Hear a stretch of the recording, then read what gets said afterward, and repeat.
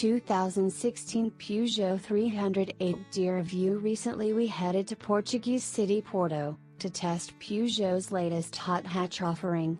The all-new Peugeot 308 by Peugeot Sport is ready to take us for a tour around the mountainous landscape carved out by the Douro River. Over 30 years have passed since Peugeot first introduced the iconic 205 to critical acclaim. Peugeot's latest offering, based on the successful 308, comes with development from their motorsport arm Peugeot Sport. The Peugeot 308 is available in two specifications, the 250 and 270. The engine. The Peugeot 308 comes in two specifications, both are powered by the Peugeot Sport developed 1.6-liter THP engine.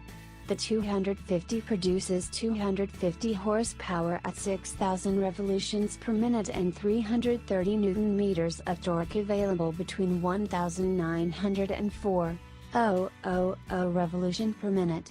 The 270 produces 270 horsepower at 6,000 revolutions per minute and 330 Nm of torque between 1,900 and 5,500 revolutions per minute.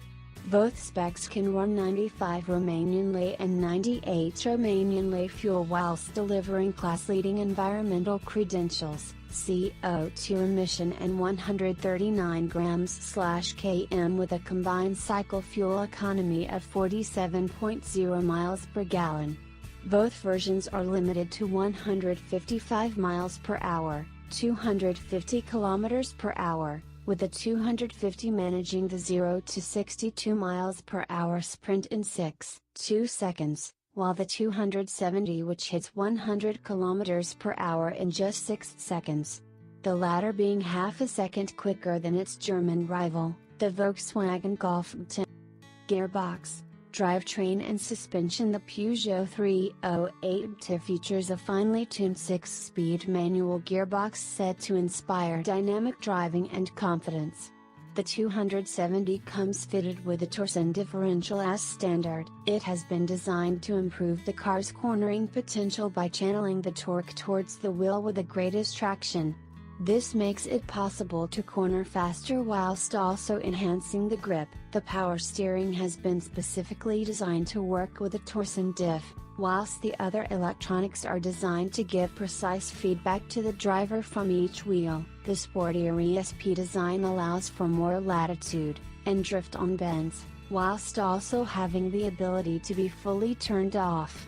The Peugeot 308 uses a pseudo-McPherson strut at the front paired with a twist beam system at the rear. The front suspension has been designed specifically for the 308 and features stiffer front springs.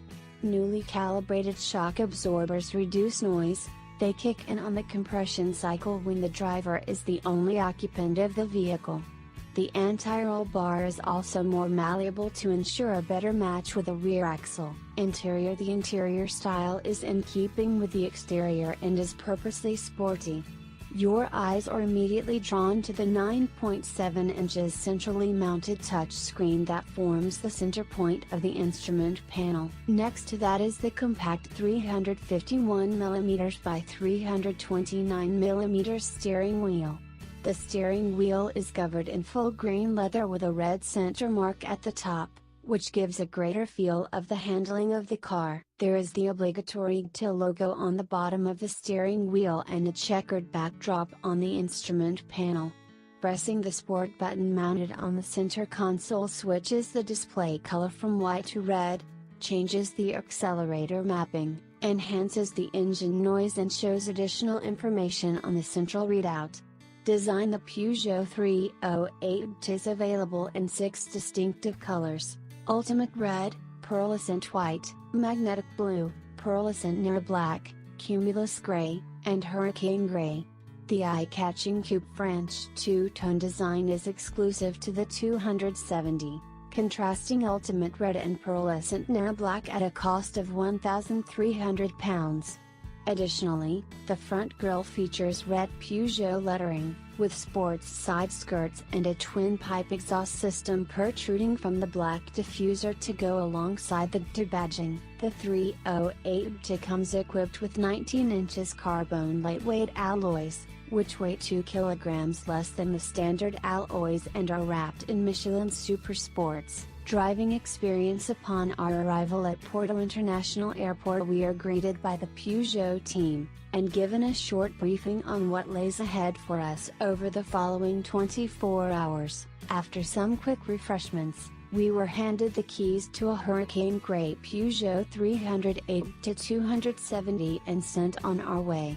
With a navigation system filled with waypoints, we headed down the A4 before diving off into the hills behind Porto. After an hour of weaving our way through the Portuguese countryside, we arrived at our midway checkpoint, Casa dos Moinhos do Mosteiro.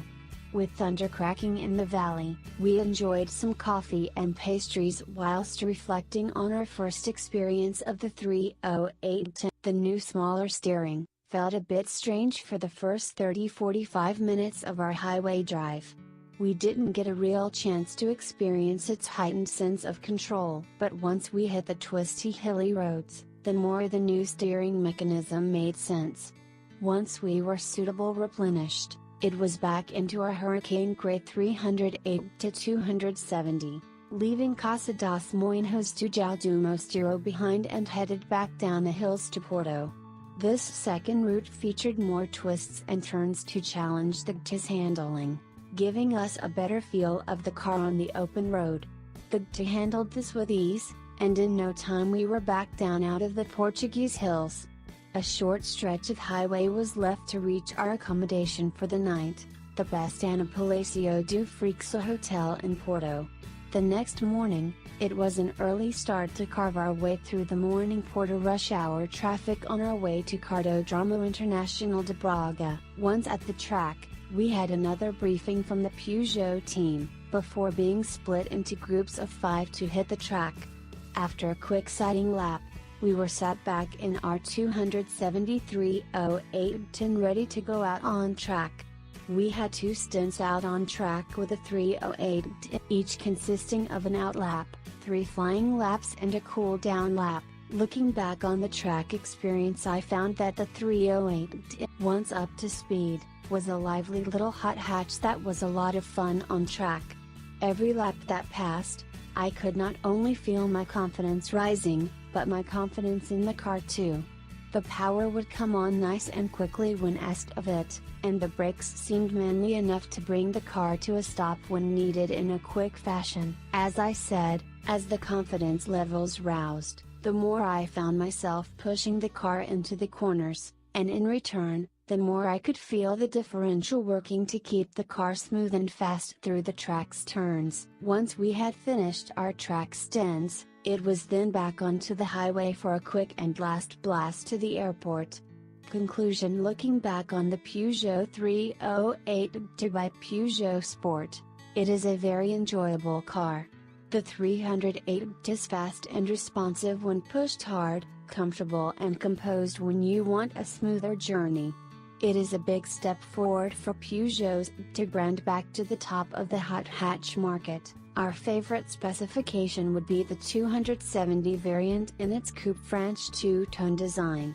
The 270 is now available at £28,155 in the UK, while the 250 is priced at £26,555.